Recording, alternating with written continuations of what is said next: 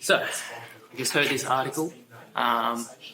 We don't have to focus particularly on the article, on exactly what was said, but we want to pull out the philosophical issues. What are the issues in this article that we might consider? I think a really major one is what life really is, because a big part of, abortion is if it's worth it for when the baby is really, or the fetus is alive, and when the mother's is alive, and when each one of their lives overcomes the need for the other one, or the inconvenience that applies to each one. Yes. So balancing what the value in each of those lives is. So a sort of a fundamental question of what is life, and then a question on top of that of how do we value lives, and in particular how do we value different kinds of life. Yeah. Taking off the end with mind and body, is the connection between mind and body and the purpose between the connection of mind and body, if there is one. And do you have a view on the purpose between the connection between mind and body? I personally believe that they are two separate beings that have to coexist together. They're both there. It's just a question of what form they're in. So we have a mind, we have a body, and they happen to coexist, but they're not necessarily the same thing. Okay. And how do these ideas apply to what we've just heard in that text, if at all? You mind if I speak? If you find the connection between the mind and the body, you kind of question the purpose of the connection, and therefore the purpose and the worth of having this abortion, this right of life. Question is why? So it's a question of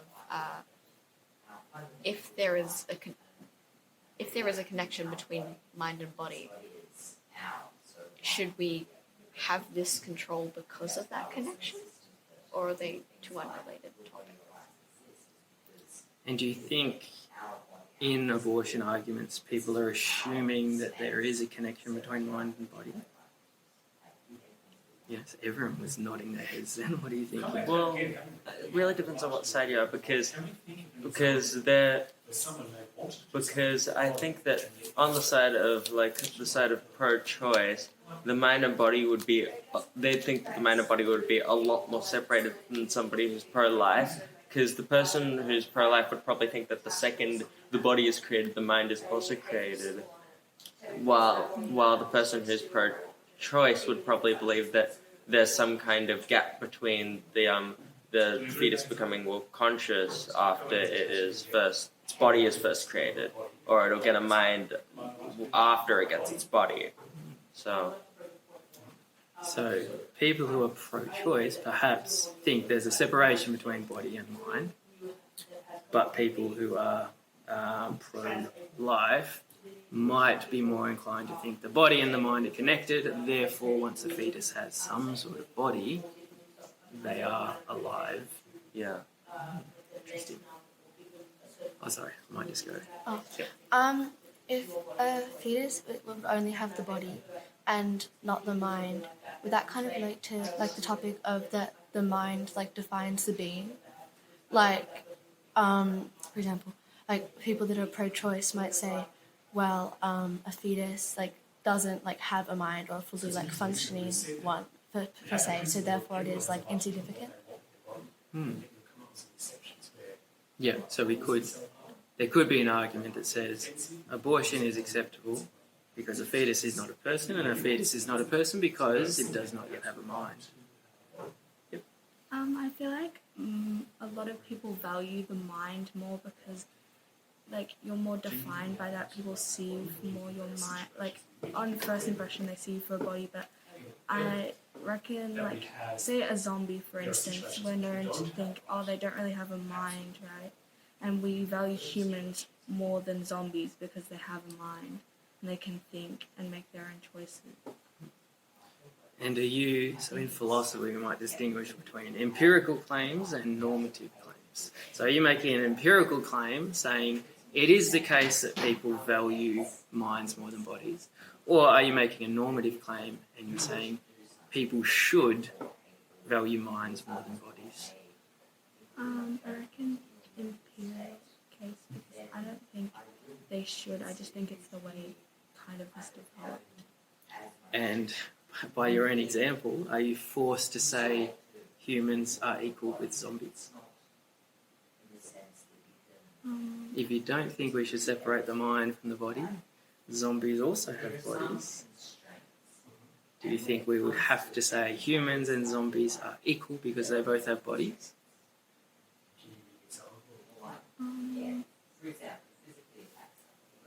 I'm not quite sure. Alright. Yes. The problem with that is the context that we're talking about. So, for example, for the zombie, it's they used to have a mind, and their mind has been destroyed. So they can't. So they haven't really got anything moving forward. While with the fetus, it's going to have a mind. Though that does bring up the zombie does have function. It can move its hands. It can run. It can eat things. So does the zombie have a mind then?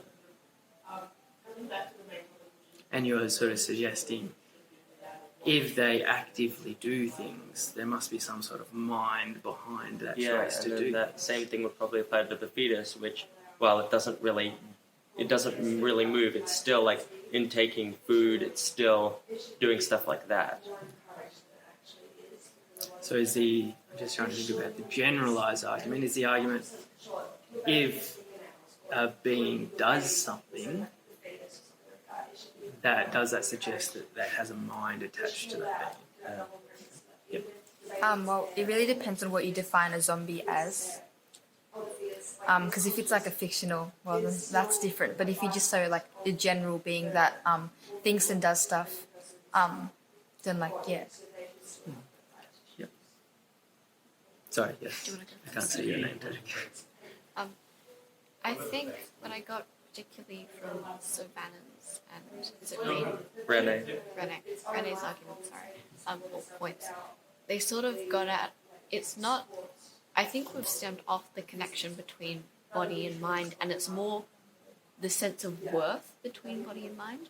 Like if one side praises more towards the mind, they might be they might be pro-life because they think that this fetus has that mind. But for example, in the zombies case, they might promote zombies being because they have that body, and it might be more than the mind itself. An argument that I think you kind of touched on was that people that are pro-life would say that a fetus will develop that mind, so they kind of have the potential to do these things. So is it kind of almost like stating that potential is like 100%, and then when you actually do things, you kind of lower that percentage? What do you mean by lower that percentage? Because in many cases, someone has an abortion because they might not live if they do have the child, and people are saying you should still have this child, and because it has this potential, while this person has already fulfilled their potential as they have already lived an amount of their life. Okay. Yes. So I guess this introduces a whole nother sphere of problems around not just does something have a mind, but does something have future potential to develop a mind.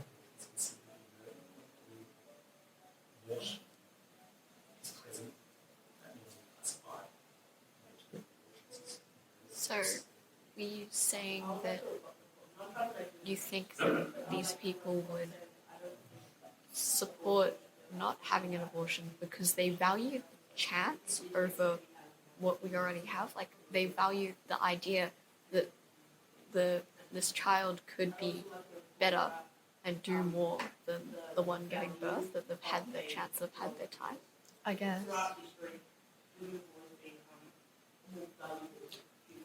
And similar question, are you saying that just is the case, the empirical claim, or are you saying that that's a good thing, that should be the case? I do not think that should be the case. I just think it is something that is the case, because there are many like states and stuff that are saying that you should have an abortion.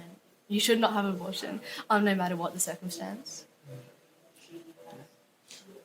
On the topic of the potential of the child and how they could grow up to do great things, if a parent is even thinking about aborting a child, doesn't that mean that would probably mean that there's a higher chance that they won't be able to achieve great things, whether that be because their parents will be able to support for them, or because they might have some kind of terrible handicap because of some kind of illness the mother might have.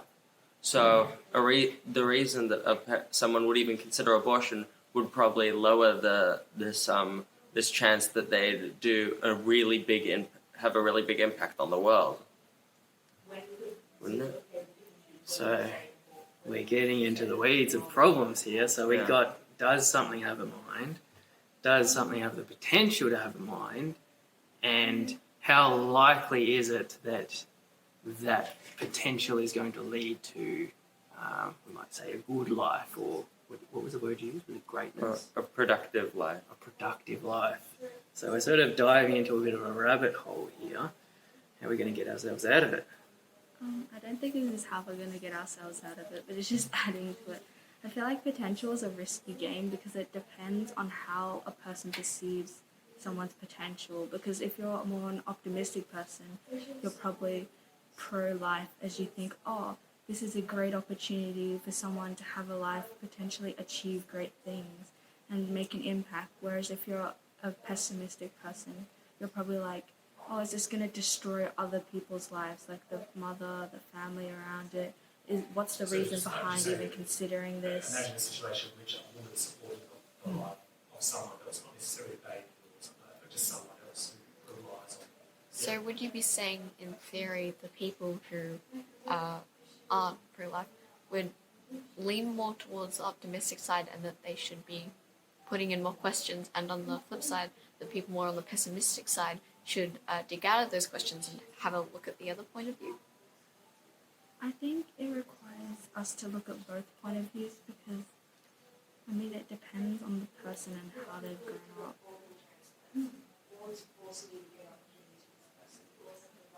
And so if we come to the overall, the should question, how should we make any of these decisions? Does anyone have a sort of idea about what might we actually do to make decisions in cases, whether you want to use the example of abortion or zombies or anything to do with minds, bodies, potentials? What is a process we might think about going through in order to make what we would judge as the best decision?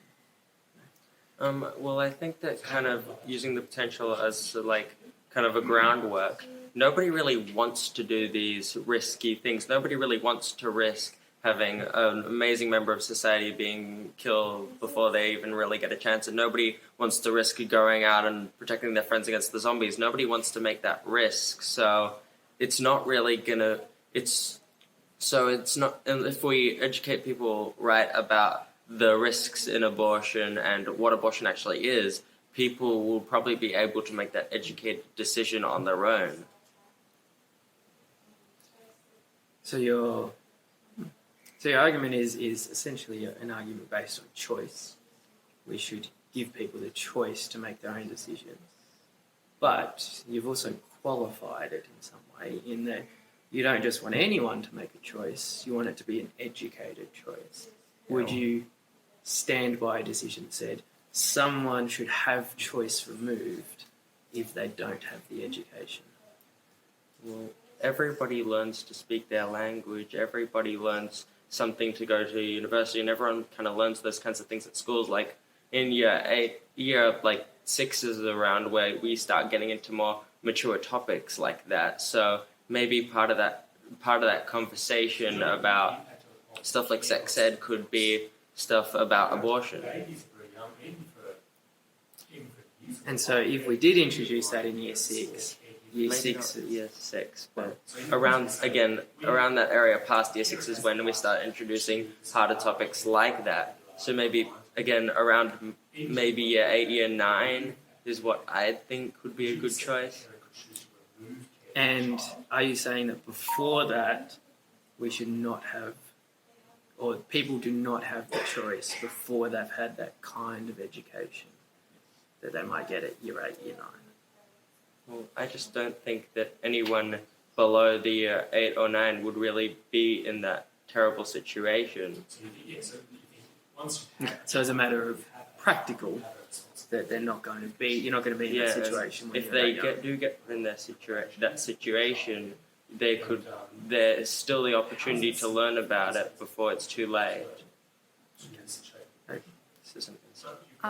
I feel like decisions can be like influenced by like really like different factors, but regardless of like how educated you are on like a certain topic, I think at the end of the day you should have like be able to make your own decisions. Because And so did you say regardless of education? yeah, like you can get maybe other people can like help you out and inform you about things, but they shouldn't be able to completely like make decisions for you. And does that still apply if we reduce that age down? Does a 2-year-old have the capacity to make their own choices, and choices should not be made for them? Well, it really depends on what they're having to choose. Like if it's like what country do you want to live in? Obviously, a 2-year-old can't choose that, but that's when it gets tricky because there are like lots of different factors you need to look at. And so are you suggesting there's some circumstances where a 2-year-old would be able to make their own choices and some, probably a lot, that they would not? Well, yeah, they should be able to like have a say in things, but obviously at that age, well, that really got me thinking about what I said. Yeah. Yep. Is it Sophie? Sylvia. Sylvia. Did you essentially say that you think that something should not be taught until it directly involves somebody? Because you said that we shouldn't be teaching like about like abortions until like year 8 or year 9 because it is unlikely for somebody to be in the situation where they would like where an abortion would be related to them when like technically many people before the age of that can like become pregnant from different circumstances, and getting an abortion could actually be very like kind of necessary for them to like live. And would that also like kind of go into different topics, like you shouldn't like certain people shouldn't be taught about racism because it'll never affect them? Yeah, well, while I don't really have the stats for how many people below the age of that they'd be in year 8 get pregnant, I can say that, well, it's really like stuff like sex ed. It's possible for like people to be involved in that before we really learn about that.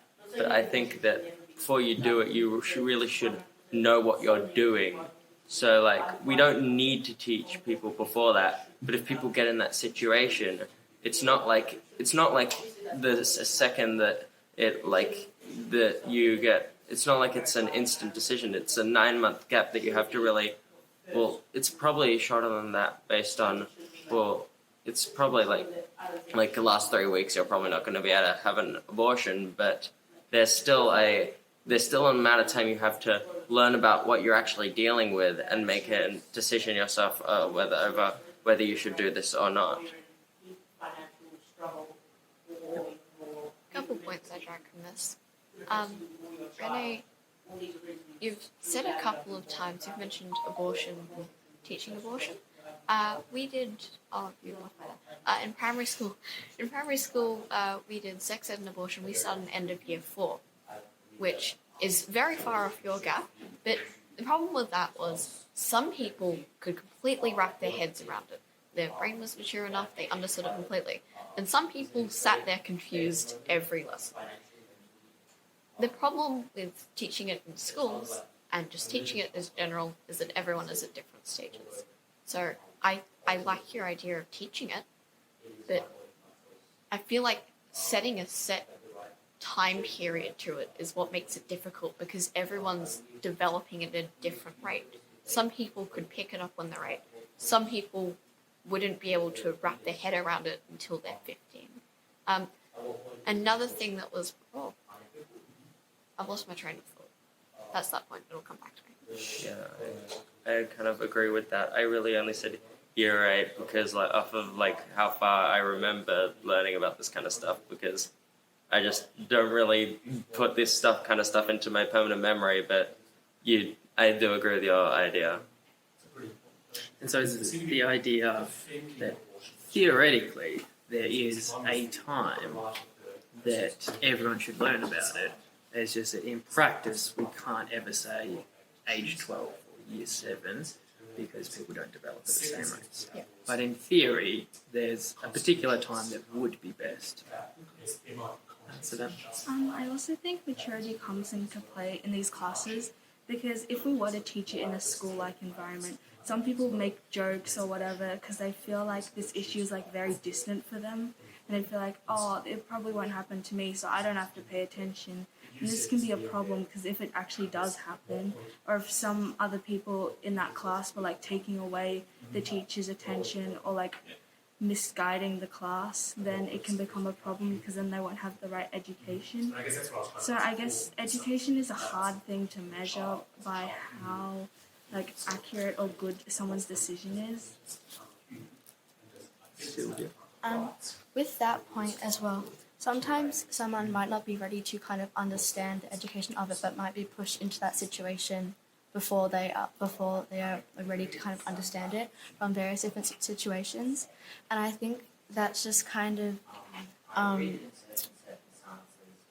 complete loss of the say. I think that's just come back to me. No. I agree with like what Sylvia said about like people might have to face stuff before they're ready to. But I think that like they should like have the option to learn about it. They should know that there are issues in our society revolving around abortion, but they shouldn't be forced to learn it and like against their will. Or like at a young age, it just might not seem like a big thing to you. Like they might not be mature enough to understand it, but if they know what it is, it's good because they'll be more prepared if they ever have to face the situation. And so does that sort of come back to this idea about much earlier on about choice? So choice in education, that they should learn about it only if they choose to learn about it? Yeah. Is that your thinking? Do you think that provides problems later down the track? What if someone says, I'm 90 years old and I still don't want to learn about this? I think obviously like it's really like hard with the idea of like a set age because everyone is like different.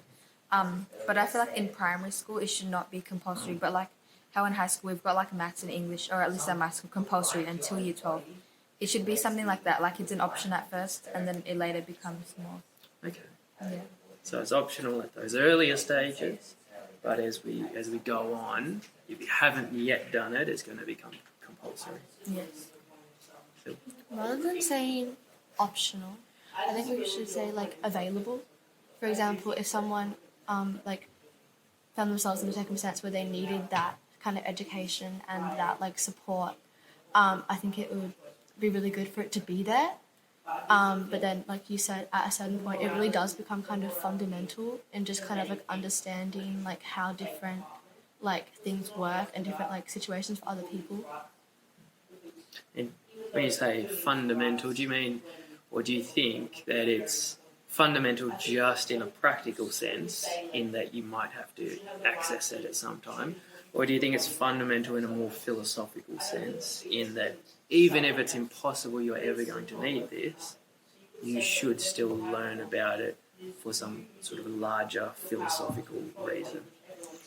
I think kind of both, because for many people it like can become a reality, but I think it also is just kind of very important to kind of understand bigger pictures of like rights and just like choice and stuff like that. So it's important in the practical sense that someone might need it, but it's also important in order to understand some of these big concepts like rights. Yep. There was choice, chance, rights, and I think one of the key factors we're missing is discipline. I think I agree that we need this opportunity, this availability, this chance, and I agree that people need to look into the probabilities, and I agree that people need to look at the whole situation from different perspectives, but it's not just individual. And I think what they were trying to do in the US is go, hey, people are struggling with self-discipline. Let's make a group discipline. But they weren't looking into specifics. So I think people should have this choice and people should look into the chances. But not everyone's going to be willing to go out and fight the zombies on their own. Sometimes somebody needs to say, hey, you need to go out and fight the zombies. This is why. Listen to me. And not everybody has that person to help them with that discipline. And so you think, you said people were in the US were making a group-based decision based on discipline, and you think, were you implying that was a wrong decision? I think the thought process was there when the government went through with this. They were thinking, this is doing good for the people. They're struggling to make this decision for themselves. They're lacking discipline. Let's do this for them. And the idea was there, but the way they went through with it was just as a whole, removing abortion. Didn't look into the specifics. It didn't go, this person needs some discipline. This person can decide on their own. It was just whole scale and too broad. And when you say discipline, can you clarify for us? What do you mean? Maybe with an example, if you might have one. When I'm referring to discipline, I personally mean it's someone not necessarily forcing you, but pushing you towards, or in some situations forcing you to make a decision. So, for example, let's say I was really bored in English yesterday. I was really bored in English. I didn't want to do my work, and it's this test. This test adds up to everything for the whole year. And I know, and the teachers know that if I want to get anywhere, I need to do this test, right? So instead of me sitting there going, oh, I don't want to do this, the teacher comes up to me and says, hey, I know you're feeling bored, but you need to do this if you want to get anywhere. You're going to regret this. It's going to stop all of your work adding up to anything. I know you don't want to, but you should. So like pushing someone beyond the choice they want to make, but for a good reason. Sylvie? Are you almost saying that, like, to a certain point in, like, the pregnancy, abortion should be legal and a choice, but when it gets past a certain point, something should be, like, enforced? Here's where that situational card seems to play in for me, because in my head, I'm thinking through reasons and I'm like, oh, that's a good argument. I don't know how to respond to that. Because I'm thinking, oh, yeah, in some situations that would work. Oh, yeah, that doesn't quite make sense here. So it's really, really situational, which once again I think is the issue with this whole broad making abortion a legal thing. Because in some situations, yes, they should. It doesn't work. Like, some people shouldn't do it, and they're going to push through and they're going to raise a great child or someone else's.